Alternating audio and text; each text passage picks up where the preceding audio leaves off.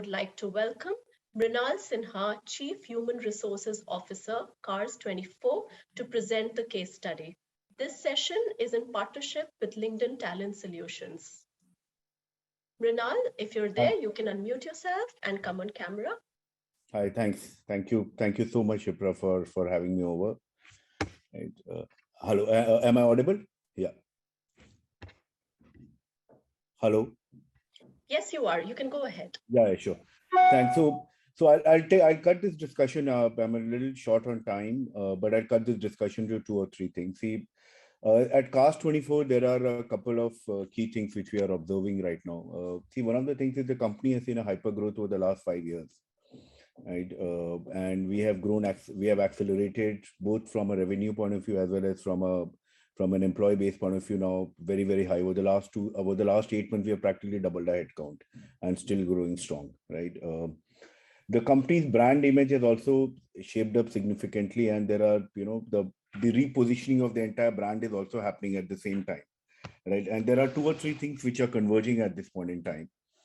One of the things which we are trying to do is that I'm sure a lot of you would have interacted with with our, or would have actually used, hopefully would have used our services to either sell or buy a car. So you would have a person who comes into your house and does a very detailed inspection of the car, right, which is what they're trying to do, and they look at about 150 points in your car and try and gauge the value of it. Right, what we're trying to do is that, can we convert this person over a period of time to a car advisor, actually? A person who has far more thorough knowledge about cars, about the industry, and is able to actually partner with you in your journey of buying or selling a car. Because in India, even now, what we are observing, buying or selling a car is a bit of an emotional process still. It's a big decision for families, and especially given the audience, which, the target segment which we sell to, it's a pretty big decision. If we can upskill this unit over that period, right, to become actually a car, to use in parlance from a banking background, right, you have financial services advisors who actually help you do your portfolio management. We are trying to attempt something to that extent, that this person comes and actually advises you on what cars to buy, what's the right one, given your budget, etc., and all, what cars are selling in the market, etc., and all. I think this is very much required, because anyway today customers are very well informed. They do a lot of research before they actually go in for car. So I think this will help enable the journey. The challenge for us is that our typical car jockeys, as we call it, or evaluation engineers, are typically 12th pass or just college graduates, right? So that's one challenge from an L&D point of view, which we're coming up. The second challenge, which is coming up at the management level, that, I'm new to the startup phase. I've been here around 7 months, and before that I spent about 2 decades, in banking and financial services. One of the things which I'm observing is that it's not an observation, it's actually a fact. The average age is very young. These are people who are extremely highly qualified, from your top institutes and top and very high level of cognitive knowledge and intellect which is there. They're handling jobs which are far bigger than what they ideally would be, right? And one of the things which I'm observing is that while you can accelerate the the functional responsibility of an individual by adding more geographies, portfolios, product lines, etc., and all, but every job, as you progress up, requires a certain level of emotional resilience to deal with it. Right. That's the second part which we are grappling with, is that fine, I can add territories, I can make you VP, SVP, etc., and all, give you more, make your job more complex, because functionally you have the depth and the knowledge. But how do I actually accelerate the emotional resilience which is required as job complexities go back? At least as far as I'm concerned, I don't think there's any tool which actually accelerates that piece. So that's one side. Second is the teams they are managing themselves are very young. So it's a phenomenon which we had coined in an earlier organization called Young Leading the Young. I am 28, 30. I mean, as the manager, I am from a certain pedigree, and I'm super ambitious, super achievement orientation. My team members are itself similar age. They could be around 2 years, 1 year younger to me, who are also extremely super ambitious, etc., and all. So why this dichotomy is that I'm trying to handle my job, my own ambition, etc., and all, my own fear of failure. How do I continue to manage the aspirations of my team who are very similar to my age? who are possibly 1 or 2 years from the, from that's one side which we are trying to grapple at a large intervention which is there. So from an L&D point of view, right, at Cast 24, these are two large problems which we are grappling with. One at the frontline side, and second is at the managerial side. There are no easy answers at this point in time. I don't think we have a magic bullet, but we have made some headway in both the segments, and I'm not even sure whether in the second segment what will really work, because I have not been able to find a case study in the world where this phenomenon has been addressed completely on its own, and we are seeing early signs of issues which come up with what I call the young leading the young in this part, right? On the managerial side, digital solutions have obviously, COVID prompted all of us to get into the digital side, right? I think it accelerated, the adoption. It accelerated learning. It forced us to come online. A session like this would typically, maybe 2 years back, would be actually in person, right? One of the areas which we have partnered a lot, especially in the car jockey and the middle management area, is specifically around some of the courses which LinkedIn has offered to us, right? And we have had phenomenal success with it. I mean, right? If I look at what we have done, we have had about 30,000 video views in the last 12 months. We have about a 80% repeat participation of people coming in, right?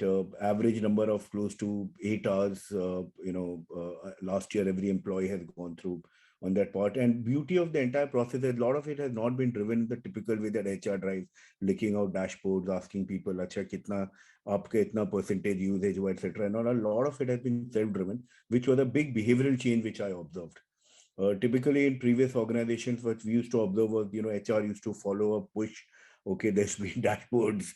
There would be KPI sheets where you would put aapne kitna learning kiya, etc. None of the stuff we had to do, right? We did obviously educate people, work with them on that part. That's on one side, which is, so there are a variety of courses which LinkedIn has offered, which has helped us, which is helping us, but it's still some journey to go. Now what we are doing is we are coupling some of these learnings with lockdown opening up and COVID, hopefully we are some time away from, we are trying to go back to the old blended style of using digital as well as some way of classroom on that part. That's on the second side. We also have a Cast 24 Academy which we run. It's an app which is there, which actually suggests to people basis their skill.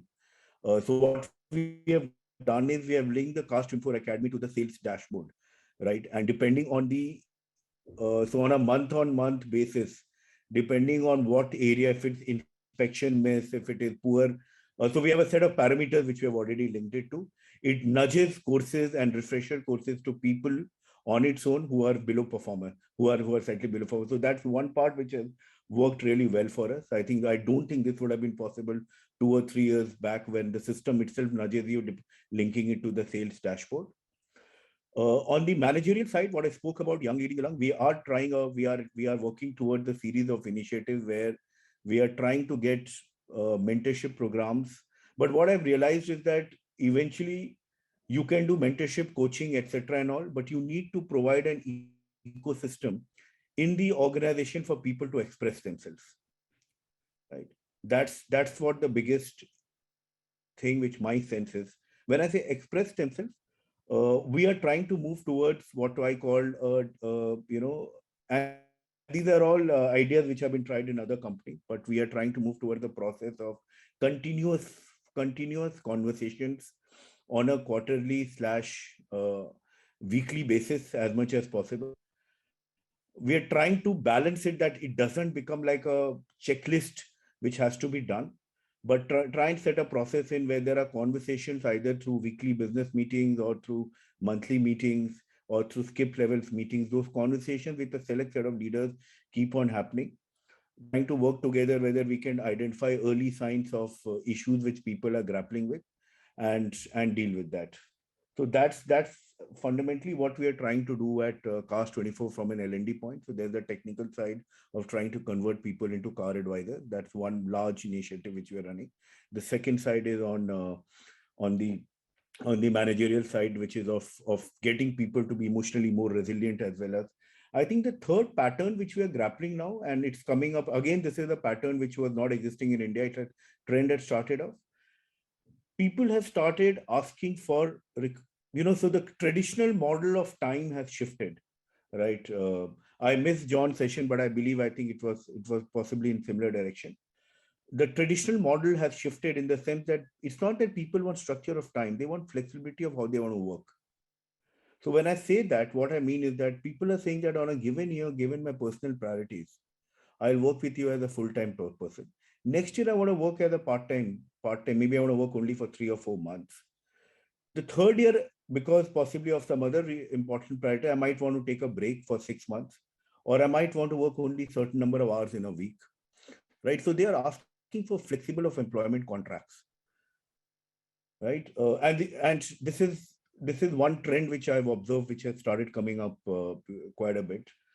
And they have also, now the challenge for us is that the traditional model of career development, which worked that you become a assistant vice president, then become president, senior vice president. That won't work with a lot of these guys, because that's not what they really aspire for. But at the same time, they are very clear, they are very competent, they will give in their best.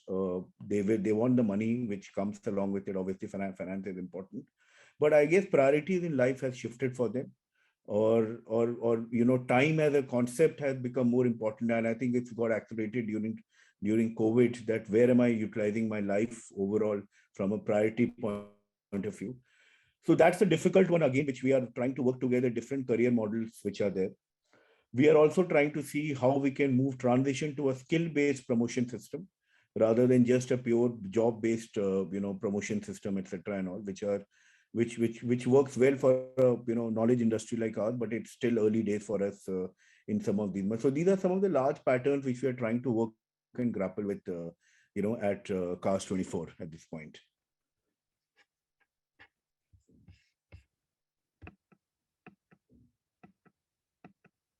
Hello, yes, Priya. Hello. Hi, Mrinal. Yeah. Sorry, there Thank you was a so short one, but I am a little, little behind on schedule today. I'm extremely sorry for. No, that's all right. And thank you so much for sharing your insights. And thank you so much for making time for this session. It was really lovely having you over.